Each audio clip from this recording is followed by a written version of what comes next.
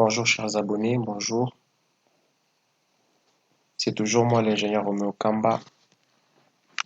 Aujourd'hui, je vais vous apprendre comment créer un réseau local, comment créer son propre LAN. Et pour ce faire, aujourd'hui, nous aurons besoin de deux PC et un câble réseau.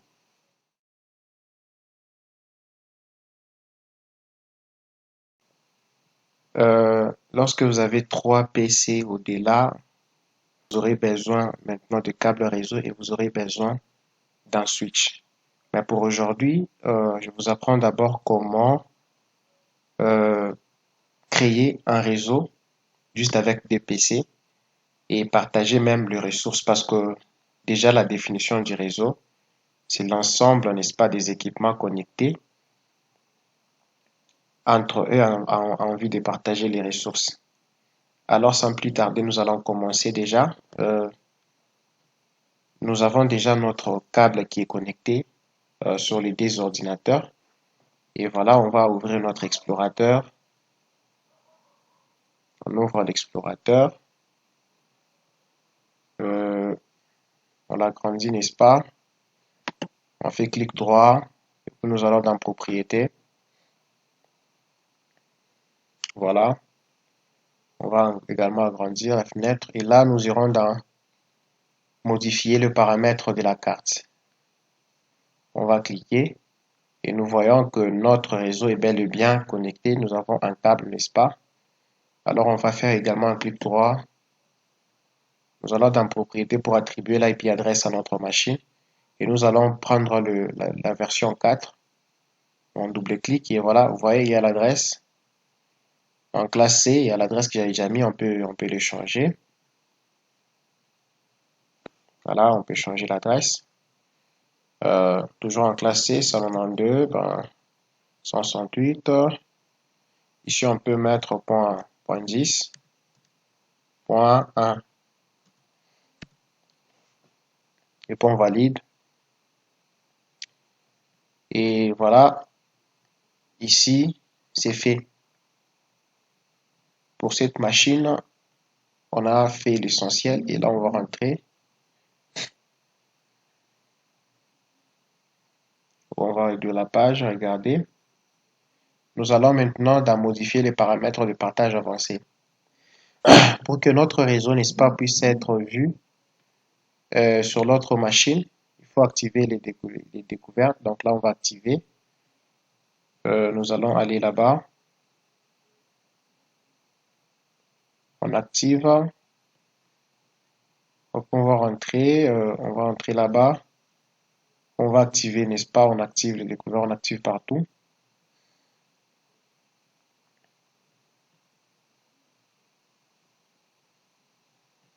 Donc voilà, vous voyez que partout c'est activé. On essaie un peu d'activer tout ce qui se trouve ici. Et puis on va rentrer.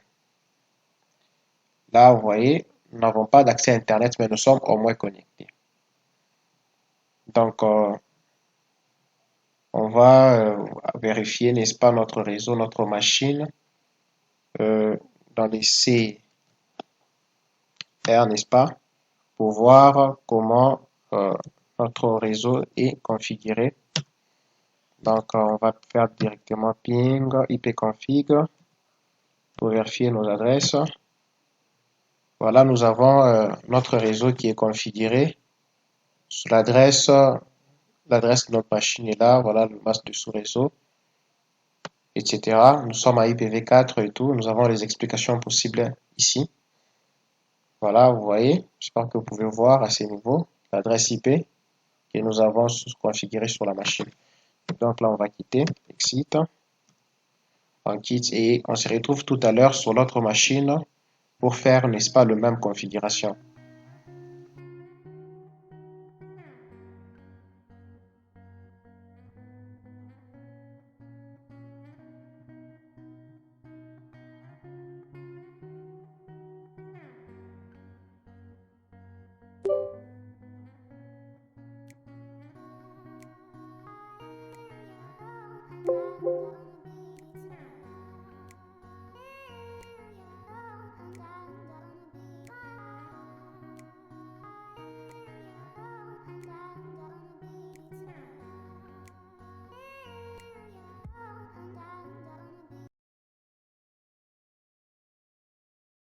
Alors, nous revoilà sur notre première machine.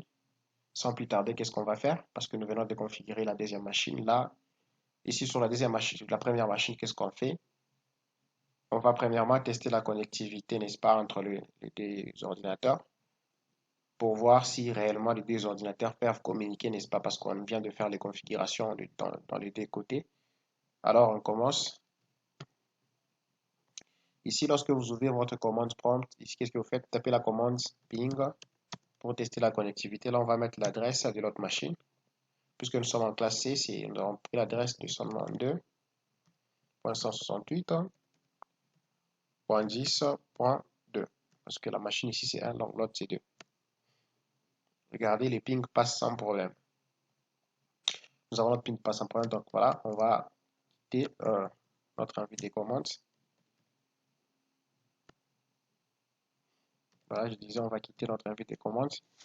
Et là, on va essayer de partager quelque chose. On va essayer de partager un fichier depuis cette machine vers l'autre machine, n'est-ce pas?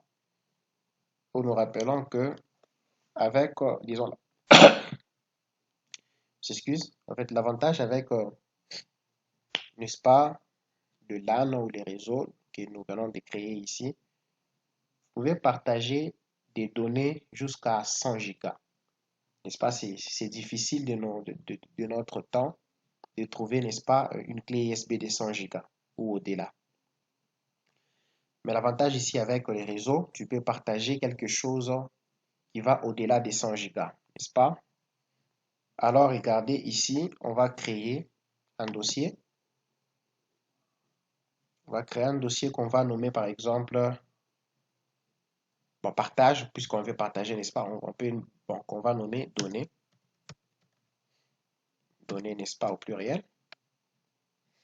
Et dans cette, ou dans ces dossiers, on va mettre quelque chose à l'intérieur. Je mets quoi? Je peux avoir un fichier ici. Je peux avoir un fichier PDF. Par exemple, CV. Je prends le fichier PDF ici, je mets dedans. OK. Je mets dedans. Je fais un peu de refresh. Et là, je vais dans Propriétés. Je vais sur l'onglet Partage. Ici, dans Partage, je vais dans Partager. Et là, on me demande, n'est-ce pas, de choisir ceux qui peuvent voir, n'est-ce pas, les dossiers ici. Ici, j'ai mon compte test, mon compte, parce que le test ici, c'est mon deuxième compte. Et là, j'ai dit que tout le monde peut voir, n'est-ce pas, ces fichiers que je veux partager. Il y a déjà mon nom qui affiche, n'est-ce pas? Et là, je vais sur Partager.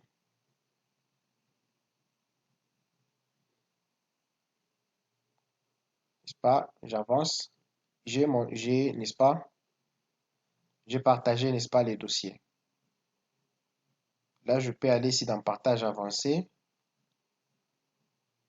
Ici, je peux mettre, n'est-ce pas, une description. Ça dépend. Mais je ne vais pas mettre cela. Donc voilà. Après que j'ai fini de partager mon dossier, je peux quitter. OK. Maintenant là, il reste à aller maintenant vérifier de l'autre côté, n'est-ce pas? Pour voir si réellement, dans l'autre machine, je peux avoir l'accès à ces dossiers, n'est-ce pas? Alors, on se retrouve tout à l'heure sur l'autre PC pour voir si on peut avoir réellement accès à ces dossiers.